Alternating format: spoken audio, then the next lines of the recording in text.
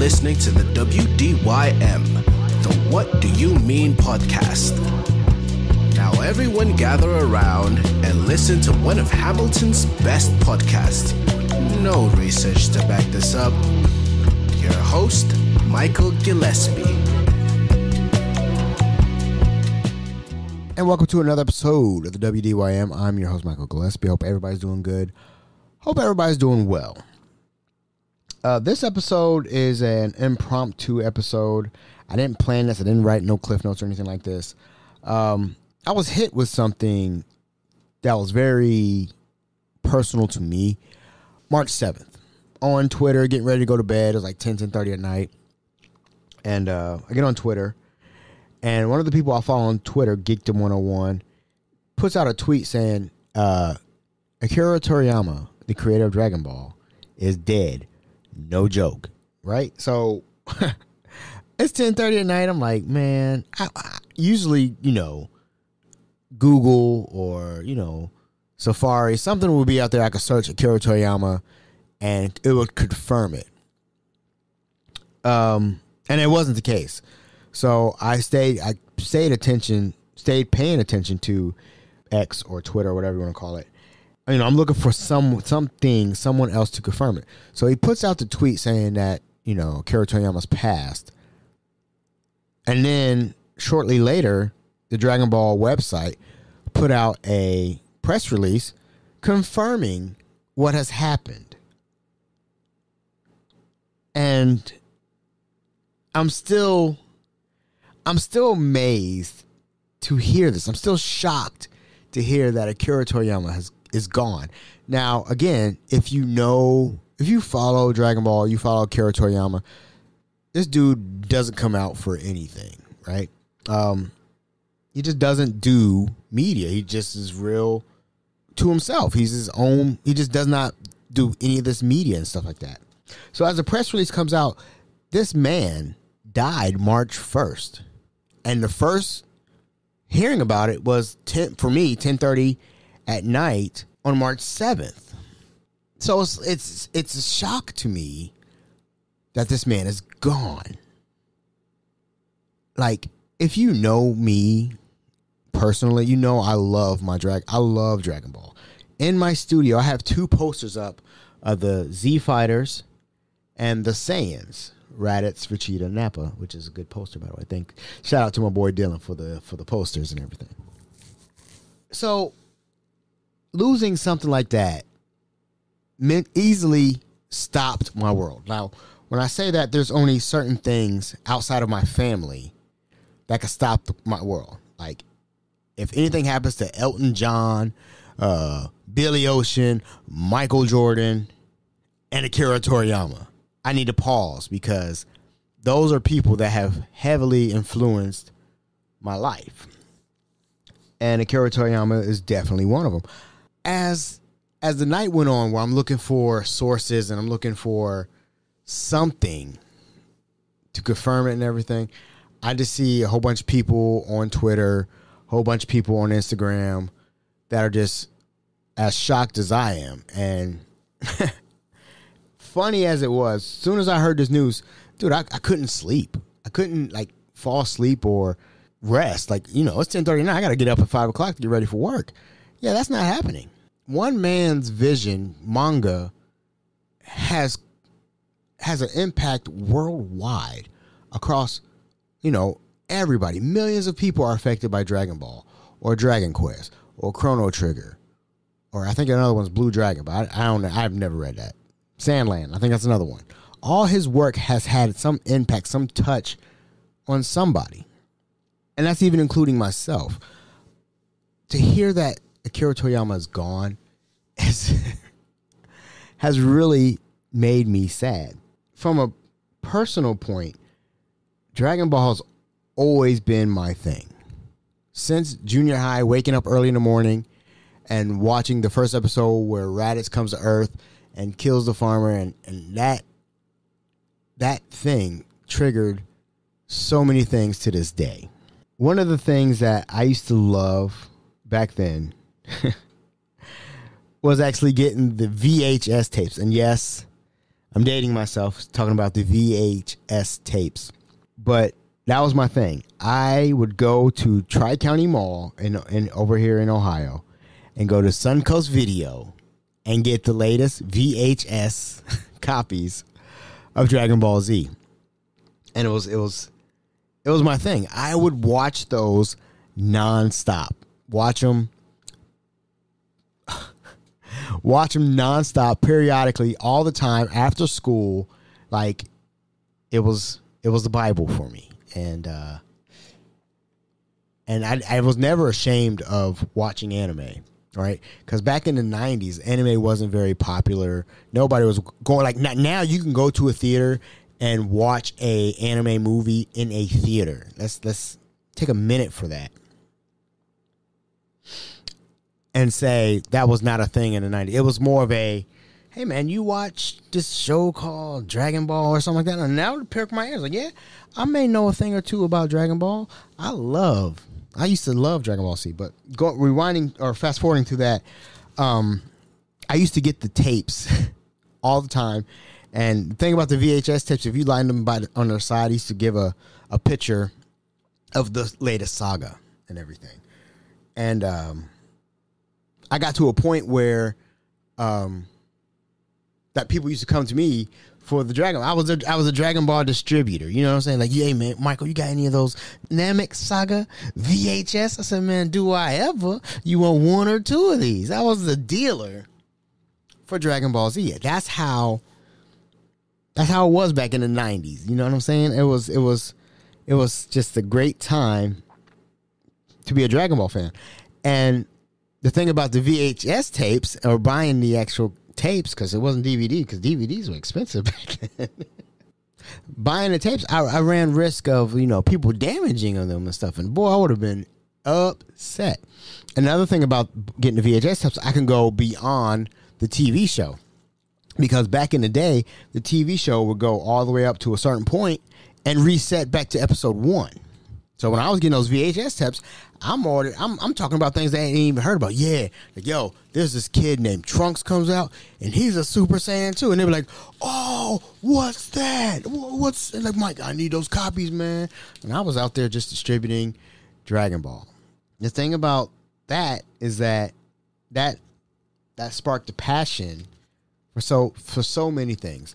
Again, that anime made anime popular all over the United States. And then once that came out, then you got the big three with Bleach, Naruto, and One Piece. And just to say that Dragon Ball was the takeoff for anime in the U.S. And that was just amazing to me. That was just one of the things that made me who I am. And now, I always wondered, like, how much life lessons or anything that I learned from Dragon Ball. It was just, always,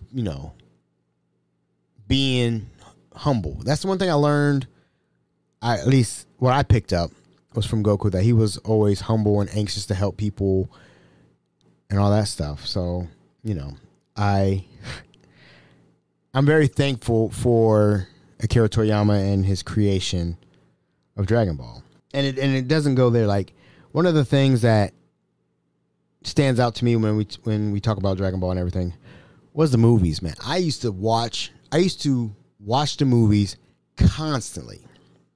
Before the Super Saiyan stuff happened, it was Dead Zone, Tree of Might, and the World's Strongest. Dead Zone, Tree of Might, World's Strongest. I used to watch those things religiously.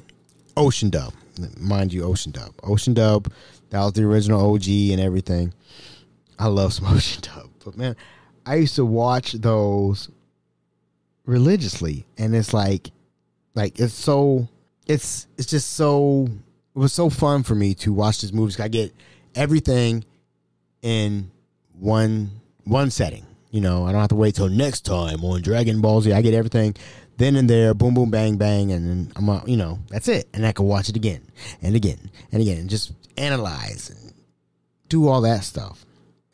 I used to be so knowledgeable of Dragon Ball. I used to, like, when people would talk about things like the power levels. I said, dude, power levels are trash. Don't go by power levels. That's still one of the most debatable things with the Dragon Ball community.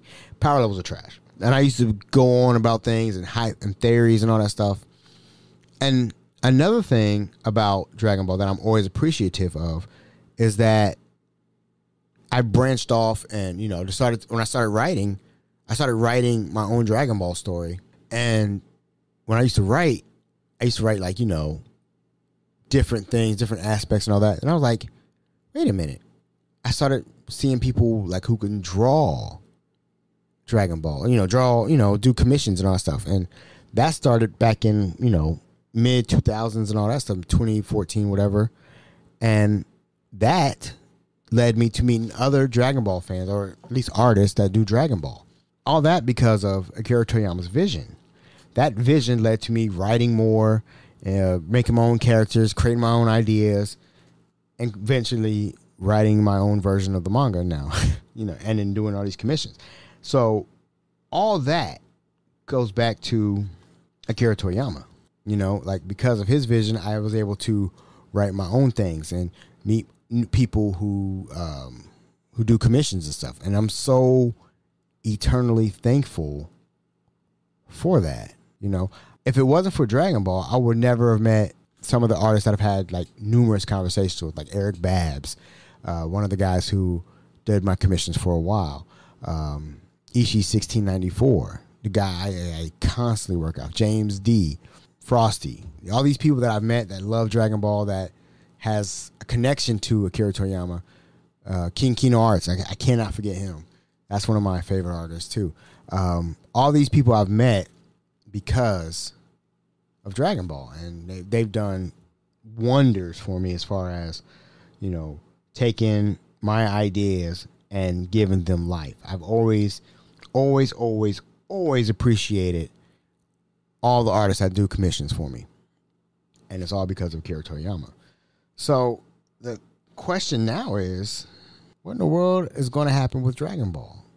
One of the most popular IPs in Japan, worldwide, has lost its creator.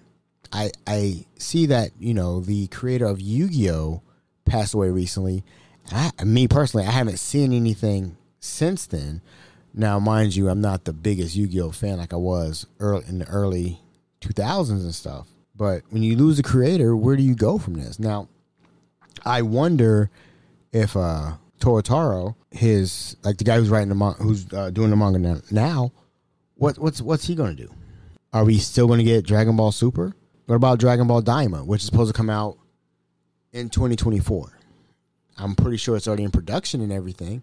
But where are the ideas? Is it doomed? Is Dragon Ball doomed to go away? And I also wonder, what's the online community going to do as soon as something that we don't like or something that doesn't fit the idea of Dragon Ball? Or what do we want to say? If Akira Toriyama was still here, it wouldn't be this way. So it's a weird situation we're in as a Dragon Ball fan and the community as well. And it goes to show, and one of the things that I smirk about is because I just started talking about Dragon Ball on the podcast. I think I did last 2 episodes with Dragon Ball podcast. Now this one's going to be another episode of Dragon Ball. And this is an episode I don't even want to put out there. I don't want to put this episode out there because it's near and dear to me. Dude, it's rough, man. It's rough when you lose the people that inspire you, that make you happy, and it's just a joy to be here on this earth and everything. And now that he's gone, it's the biggest downer ever. Like I said, my studio has 2 posters. I got sensu beans, 2 energy drinks that are all Dragon Ball related. That, mind you, I'm never open those energy drinks. But it's just I got all this influence, and now the creator's gone. It's just such a big mental blow to me that this has happened. And I'm hoping, you always want your favorite things to keep going on forever. And this is the greatest showing that not everything lasts forever, and you have to take time to enjoy the moments you have on Earth. So, I'm just at a loss for words, man. I'm mentally trying to get, like, again, I took off work Friday and I had the weekend off, kind of. Had Crystal Classic this weekend.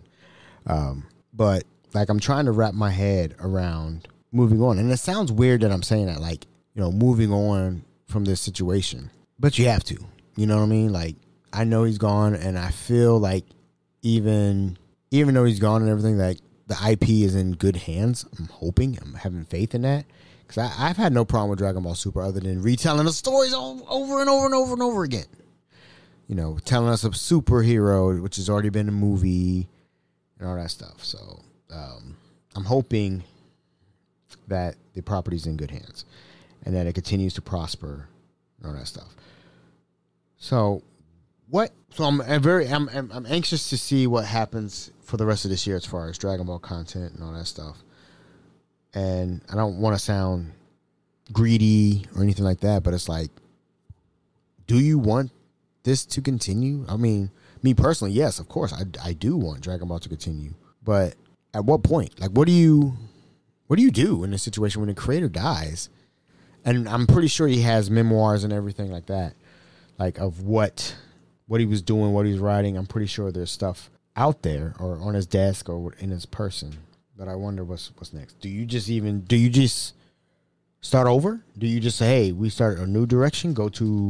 I think in the looking forward, do you just build your own Dragon Ball? We've been in the North Hemisphere, the seventh universe. What do we do something different with the fans revolt? I mean, like, me personally, if I was taking over Akira Toriyama's work and doing Dragon Ball, I don't know if I feel comfortable continuing to write Dragon Ball as is. Do you put a end cap on the story we got with Goku and Vegeta, Gohan, and all that stuff? Do we put an end cap, say, look, let's tell the story for a year and then create a new story, new universe, new characters, and all that stuff? Would that be a way of honoring Akira Toriyama? That's a good question in my book. What would you do in that situation? I mean, if we continue Dragon Ball but tell a different aspect of it, because you can't match what Akira Toriyama has done. The thing with Dragon Ball was that there is some humor in Dragon Ball. Prime example, Goku, one of the strongest warriors in the whole series, is afraid of needles. Majin Buu will fall asleep in the middle of battle because he's bored of beating your tail in. Those are things that are Akira Toriyama's type funnies that we may not get no more. So it may be good to honor him by doing a different direction. But then we get close to that Black Panther thing, which is a whole nother story for a whole nother time. So it's a question of what is the right thing to do going forward. I'm hoping that he maybe left. Well, I mean, I'm pretty sure he didn't know he was going to die either. So it's like, he was only 68. Can you imagine passing away at 68 years old? We all aim to live as long as we can. But 68, man, that's young, man. And the thing is, like, how he died. He died from a blow to the head. And I think it was like a blood clot. I haven't read it because I don't want to read it. I don't want to read how one of the most influential people in my life passed away. So, I don't know. It's just a very bitter pill to swallow. Just sucks. It just sucks to lose somebody that has brought so much joy to the world and everything. So, yeah. So one of my favorite things of Dragon Ball has always been the characters. The side characters, man. I mean, we all love Goku and all that stuff. But, man, I've always loved Krillin.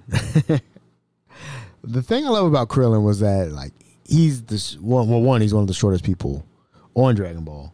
And that speaks to me.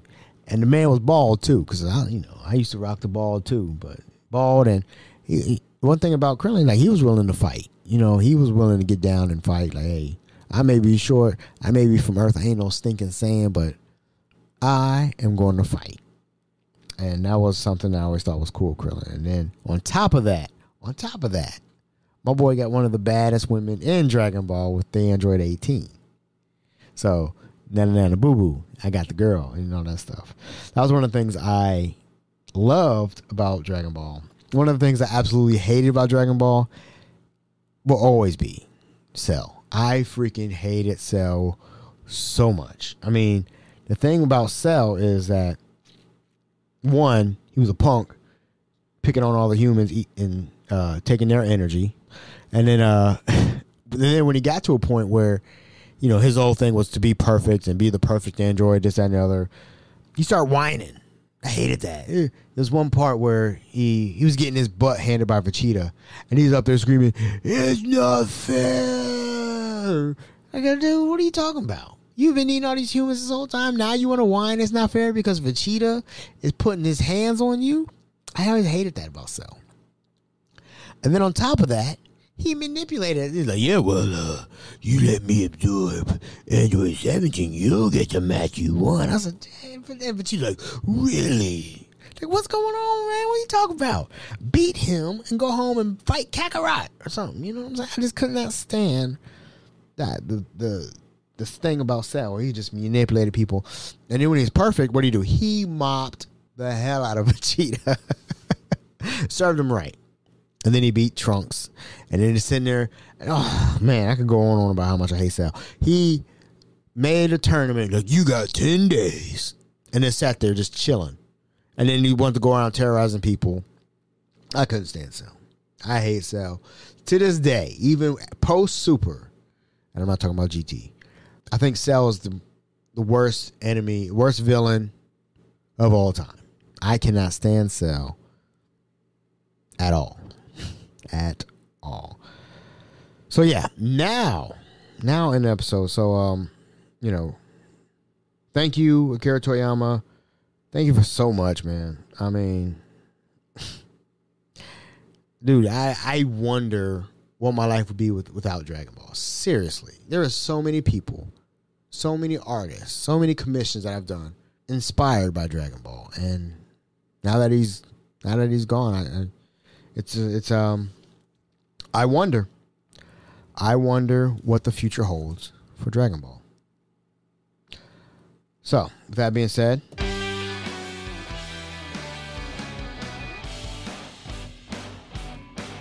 yeah, so you know, it's just still a bitter pill to swallow. It sucks. Man, thinking about it right now is just not cool. Thank you for tuning in, as always, to the WDYM. Show choir season's finally over, so I get back to doing my thing. Because, man, show choir takes a lot out of you. Boy, you never thought singing and dancing would take so much out of you, but it does. I'm your host of the WDYM, Michael Gillespie. Thank you, as always, for tuning in. And make sure you love each other, man, because you never know when time is up. Peace out, Girl Scout, Boy Scout. Peace.